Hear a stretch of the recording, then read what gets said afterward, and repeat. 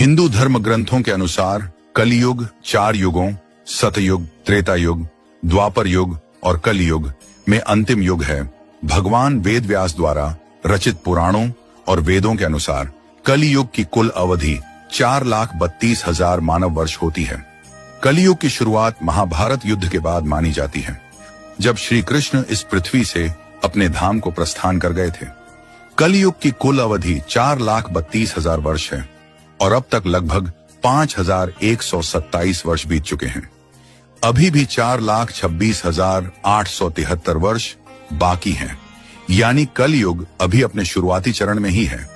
शास्त्रों के अनुसार कलयुग के अंत में भगवान विष्णु का कल की अवतार होगा, जो अधर्म का नाश करेंगे और एक नए सत्ययुग की शुरुआत होगी। शास्त्रों और पुराणों में कलयुग को पाप और अधर्म का युग बताया गया है।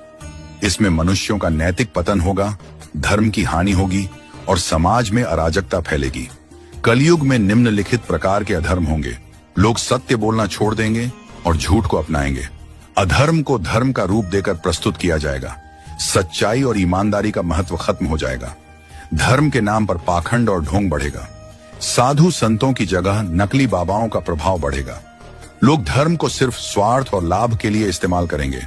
माता पिता का सम्मान कम होगा, संस्कारों की हानि होगी, भाई भाई के बीच द्वेष और कलह बढ़ेगा। गुरु शिष्य संबंध कमजोर होंगे। शिक्षक सिर्फ धन कमाने के लिए पढ़ाएंगे। लोग वासना, काम वासना में अंधे हो जाएंगे। धन और सत्ता के लिए हत्या, छल कपट, धोखा देंगे। चोरी, डकैती, भ्रष्टाचार और अनैतिक आचरण बढ़ेगा। स्त्रियों का सम्मान कम होगा और उनके साथ दुर्व्यवहार बढ़ेगा। समाज में नैतिकता की गिरावट के कारण स्त्रियां सुरक्षित नहीं रहेंगी। विवाह जैसे पवित्र संबंधों को स्वार्थ और लाभ के लिए इस्तेमाल किया जाएगा। राजनीति में बेईमानी और भ्रष्टाचार बढ़ेगा। राजा, नेता स्वार्थी होंगे और जनता का शोषण करेंगे। न्याय केवल धन और सत्ता वालों को मिलेगा, गरीबों को न्याय नहीं मिलेगा। पृथ्वी पर प्राकृतिक आपदाएं, भूकंप, बाढ़, सूखा बढ़ेंगी। जलवायु परिवर्तन से खाद्य संकट पैदा होगा। मनुष्यों का अधर्म बढ़ने से धरती माता कष्ट में रहेगी। लोग शुद्ध और सात्विक भोजन छोड़कर तमोगुणी भोजन अपनाएंगे। खाने में मिलावट, मांसाहार और नशीली चीजों का चलन बढ़ेगा। शराब, नशीले पदार्थों और गलत आदतों में लोग फंस जाएंगे। लोग ईश्वर के अस्तित्व पर प्रश्न उठाएंगे और भक्ति से दूर होंगे। धार्मिक लोगों का अपमान और उपहास किया जाएगा। धर्म और आध्यात्मिकता को बेकार मानकर सिर्फ भौतिक सुखों पर ध्यान देंगे। लोगों की आयु कम हो जाएगी। पहले जहां 100 साल तक जीते थे, अब 60 से 70 साल में मृत्यु हो जाएगी। लोग शारीरिक और मानसिक रूप से कमजोर हो जाएंगे।